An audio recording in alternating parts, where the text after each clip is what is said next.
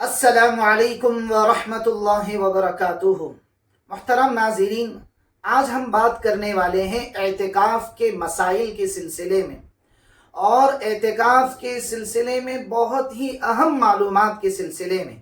اس لیے میری آپ سے گزارش ہے کہ اگر ابھی تک آپ نے ہمارا چینل سبسکرائب نہیں کیا ہے تو ضرور سبسکرائب کریں اور کمنٹ باکس میں اپنی رائے کا ضرور اظہار کرتے رہیں۔ تو چلیے بات کرتے ہیں سب سے پہلے اعتکاف کی تعریف کے سلسلے میں، اور دوسرے نمبر پر ہم بات کریں گے اعتکاف کی فضیلت کے سلسلے میں، اور تیسرے نمبر پر بات کریں گے اعتکاف کے اندر کیا کیا چیزیں ضروری ہوتی ہیں اور کیا کیا چیزیں ضروری نہیں ہوتی ہیں۔ تو سب سے پہلی چیز ہے اعتکاف کی تعریف کیا ہے۔ تو لغت کے اندر، ڈکشنری کے اندر اعتکاف کہتے ہیں کسی چیز کو، یعنی کسی حصے کو لازم پکڑنا، یعنی اس چیز کو اپنے لیے خاص کر لینا۔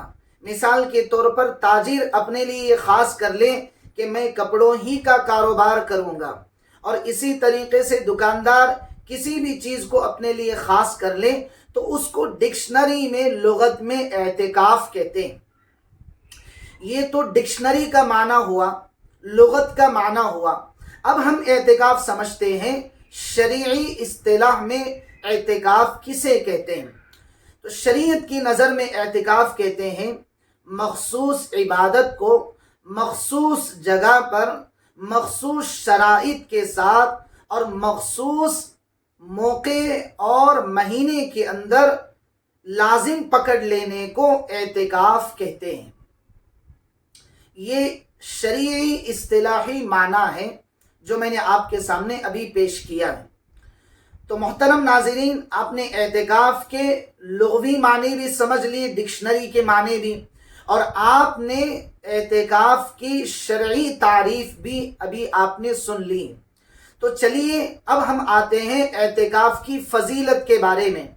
اللہ کے نبی صلی اللہ علیہ وسلم ارشاد فرماتے ہیں معتکف کی مثال ایک حاجی کی طرح ہوتی ہے، کہ جیسے حاجی احرام پہن کر حج کے لیے روانہ ہوتا ہے تو گویا وہ اس نیت کے ساتھ میں جاتا ہے اور اللہ تبارک و تعالیٰ سے یہ وعدہ کرتا ہے، اور دل ہی دل میں یہ نیت اور یہ عزم ہوتا ہے کہ جب تک اللہ تبارک و تعالیٰ مجھے معاف نہیں کریں گے، مجھے بخش نہیں دیں گے، تب تک میں اپنا یہ احرام نہیں کھولوں گا، تب تک میں یہاں سے نہیں جاؤں گا۔ تو حضور اکرم صلی اللہ علیہ وسلم نے بھی یہ ارشاد فرمایا ہے کہ معتکف جو ہوتا ہے، اعتکاف کرنے والا، یہ بھی در حقیقت حاجی کی طرح ہوتا ہے۔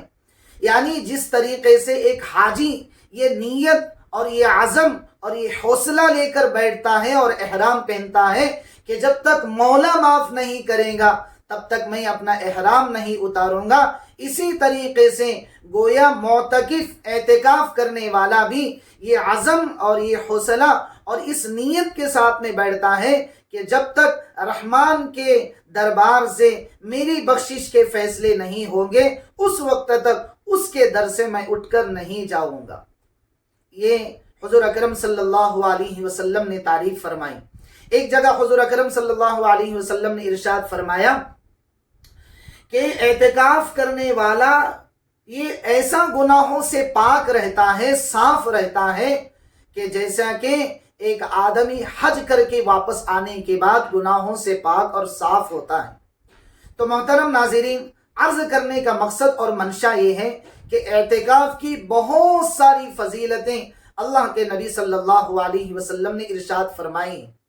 اعتکاف اسلامی عبادات میں سے ایک بہت ہی اہم عبادت ہے، جو اللہ کے نبی صلی اللہ علیہ وسلم نے ہمیشہ، آپ کی عادت شریفہ یہ تھی کہ آپ اکثر جو ہیں رمضان المبارک کے اخیر عشرے کا اعتکاف فرمایا کرتے تھے۔ تو محترم ناظرین، ہمیں بھی یہ کوشش کرنی چاہیے کہ ہم بھی اللہ کے نبی صلی اللہ علیہ وسلم کی سنت مطہرہ پر عمل کرتے ہوئے اور آپ کے طریقے پر چلتے ہوئے اس بات کا ہمیں اہتمام کرنا چاہیے کہ ہم بھی اللہ کے دربار میں معتکف بن جائیں، اور خصوصاً رمضان المبارک کے اخیر عشرے کی تاخراتوں میں تو بہت ہی اس کا اہتمام کرنا چاہیے۔ تو یہ اعتکاف کی دو باتیں آپ کے سامنے آ گئیں، ایک تو اعتکاف کی فضیلت، اور ایک ہے اعتکاف کی تعریف، شرعی تعریف اور ڈکشنری اور لغوی تعریف۔ تیسرے نمبر پر ہم سمجھتے ہیں اعتکاف کی کتنی قسمیں ہیں۔ تو اعتکاف کی 3 قسمیں ہیں۔ ایک قسم ہے سنت اعتکاف، اور ایک قسم ہے مستحب اعتکاف، اور ایک قسم ہے واجب اعتکاف۔ یہ 3 قسمیں ہیں۔ ایک سنت مؤکدہ اعتکاف ہوتا ہے، ایک مسنون اعتکاف ہوتا ہے، اور ایک واجب اعتکاف ہوتا ہے۔ اب تھوڑا ہم اس کو سمجھتے ہیں کہ واجب کب ہوتا ہے، سنت مؤکدہ کب اعتکاف ہوتا ہے، اور اسی طریقے سے مسنون اعتکاف کب ہوتا ہے۔ تو محترم ناظرین، ہم اس کو سمجھتے ہیں کہ سب سے پہلے سمجھتے ہیں واجب اعتکاف کب ہوتا ہے۔ واجب اعتکاف اس وقت ہوتا ہے جب آدمی کسی بات کی نیت مان لیتا ہے، نظر مان لیتا ہے، اور وہ یہ کہتا ہے کہ اگر میرا فلاں یہ کام ہو جائے تو میں اتنے دن کا اعتکاف کروں گا۔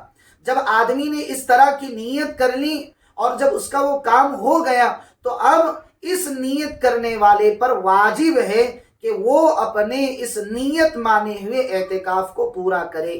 یہ اس کے ذمے واجب ہوتا ہے، اس کو واجب اعتکاف کہتے ہیں۔ دوسرا اعتکاف ہے مسنون اعتکاف، جس کو اللہ کے نبی صلی اللہ علیہ وسلم ہمیشہ رمضان المبارک کے اخیر عشرے میں فرمایا کرتے تھے، اور آپ التزاماً رمضان المبارک کے اخیر عشرے کا اعتکاف کرتے تھے۔ تو یہ سنت اعتکاف ہے۔ اس کا مطلب یہ ہے کہ اگر کوئی آدمی چھوڑ جائے تو کوئی گناہ نہیں ہوگا، لیکن اگر کر لے تو اسے بہت بڑا اللہ کے یہاں ثواب ملے گا۔ تو یہ مسنون اعتکاف۔ تیسرے نمبر پر ہے مستحب اعتکاف۔ مستحب اعتکاف جو ہے وہ تھوڑے وقت کے لیے بھی ہوتا ہے اور لمبے وقت کے لیے بھی ہوتا ہے۔ آدمی مسجد میں داخل ہو جائے اور اس وقت اعتکاف کی نیت کر لے جائے تو بھی یہ مستحب اعتکاف ہو جاتا ہے۔ اور ویسے بھی ہر آدمی کو اس بات کی کوشش کرنی چاہیے کہ جب بھی وہ مسجد میں داخل ہو، جب بھی وہ اللہ کے گھر میں داخل ہو، تو مستحب اعتکاف کر لینا چاہیے۔ تو محترم ناظرین، آپ نے ابھی یہ سمجھ لیا کہ اعتکاف کی 3 قسمیں ہیں، ایک واجب اعتکاف، ایک مسنون جس کو سنت مؤکدہ اعتکاف کہتے ہیں، اور ایک اعتکاف ہے مستحب اعتکاف۔ یہ 3 اعتکاف آپ کے سامنے میں نے رکھے ہیں۔ اب ایک بات اور سمجھتے ہیں کہ ان تینوں اعتکاف میں اللہ کے نبی صلی اللہ علیہ وسلم رمضان المبارک کے اخیر عشرے کے اندر اعتکاف فرمایا کرتے تھے اور امت کو اس کی تعلیم دیتے تھے۔ تو اعتکاف کی بہت ساری فضیلتیں اللہ کے نبی صلی اللہ علیہ وسلم نے ارشاد فرمایا ہے۔